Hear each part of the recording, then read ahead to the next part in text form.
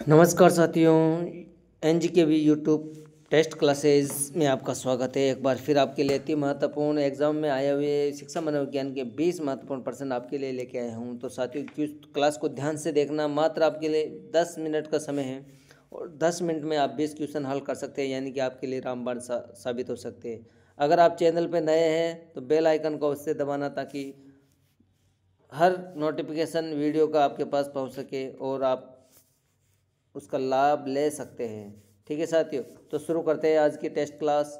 और इस test class में आपके लिए लेके आए हैं अति महत्वपूर्ण क्वेश्चन, जो कि आपके लिए रामबाण साबित हो सकते हैं। शुरू करते हैं। क्वेश्चन नंबर 1, अंतर्दृष्टि कैसी होती है? तो साथियों, अंतर्दृष्टि अचानक होने वाली प्रक्रिया या प्रतिक्रिया संज्ञान अंतर्दृष्टि कहलाती है।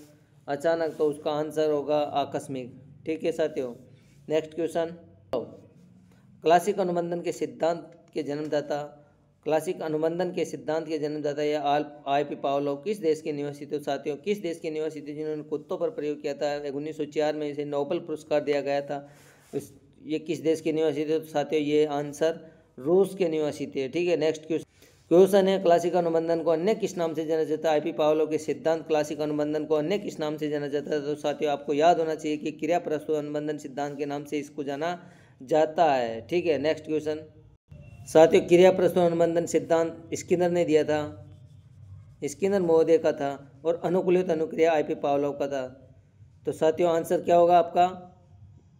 अनुकूलित अनुक्रिया का सिद्धांत। ठीक है।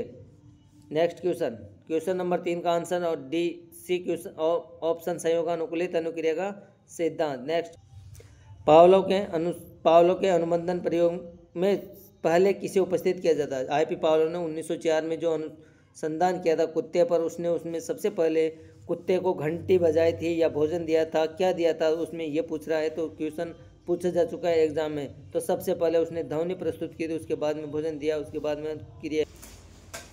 नेक्स्ट क्वेश्चन शुरू करते हैं साथियों। पावलोव के प्रयोग में भोजन को अनुबंधन की भाषा में क्या कहा जाता है? पावलोव के जो प्रयोग था 1904 में कुत्ते पर किया गया था, उसे भोजन और घंटी का जो संबंध था, तो भोजन को इसमें क्या कहा गया है?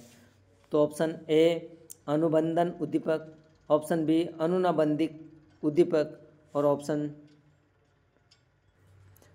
तटस्थ उद्दीपक, और ऑप्शन डी उपयुक्त में से कोई नहीं। तो साथियों, आंसर क्या होगा?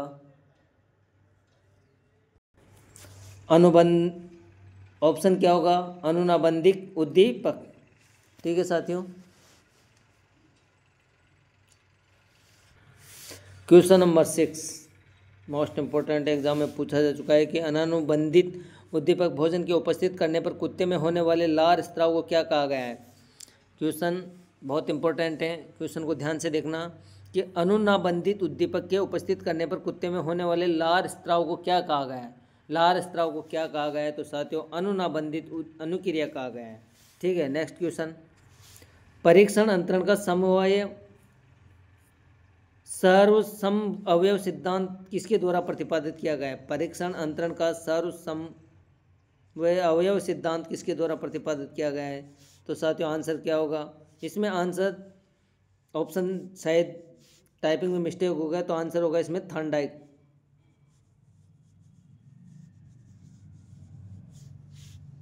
Next question,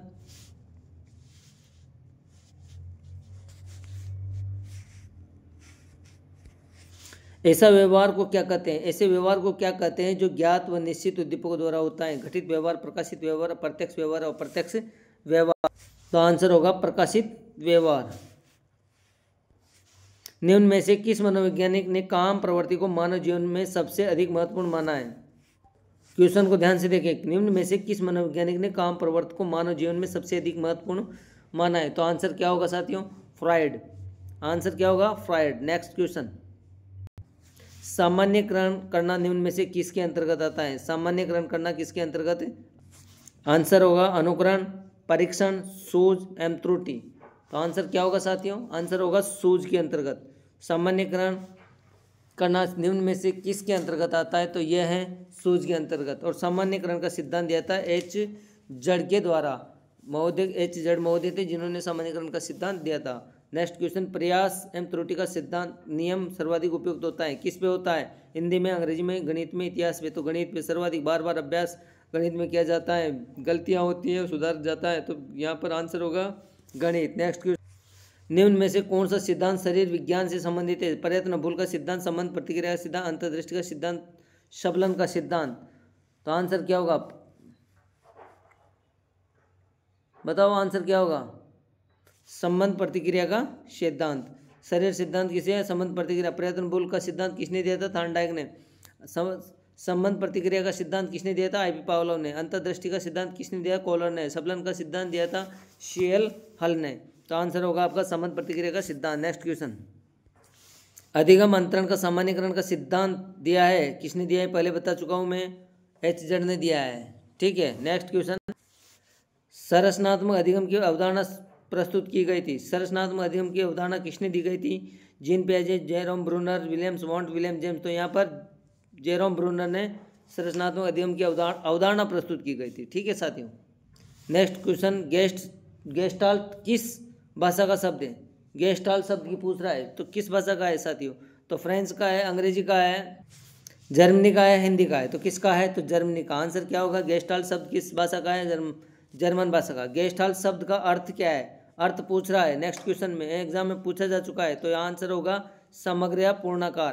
next question, Thorndike का कौन सा गौण नियम पूर्व अनुभवों पर बोल देता है? थार्नडाइक का कौन सा नियम पूर्ण अनुभवों पर बोल देता है? बहु अनुक्रिया का नियम, सादृश्य अनुक्रिया का नियम, मानसिक स्थिति का नियम, आंशिक विन्यास का नियम। बहु अनुक्रिया यानी कि अनेक क्रियाएं होती है, सादृश्य का तो पूर्व अनुभव से जोड़कर की जाती होती क्रिया। मानसिक स्थिति का है जो मानसिक स्थिति से पहले यानी मानसिक रूप से तैयार होने पर जल्दी किया जाता है तो उसे, और आंशिक क्रियाएं तो अचानक जो क्रियाएं होती हैं और जल्दी सीख जाते हैं वो होती हैं। तो यहाँ पर आंसर क्या होगा साथियों? आंसर होगा सादृश्य अनुक्रिया का नियम। अधिगम अंतरण का मूल्य के अभिज्ञान का सिद्धांत किसने प्रतिपादित? अधिगम अंतरण का मूल्य के अभिज्ञान का सिद्धांत किसने प्रतिपादन किया? वर्दिमर, बागले, एच.जेड. थार्नडाइक। तो आंसर होगा बागले। थार्नडाइक द्वारा बताए गए मुख्य नियमों की संख्या, तो साथियों थार्नडाइक के मुख्य नियम थे 3, प्रभाव का नियम, प्रयास अभ्यास का नियम और तत्परता का नियम।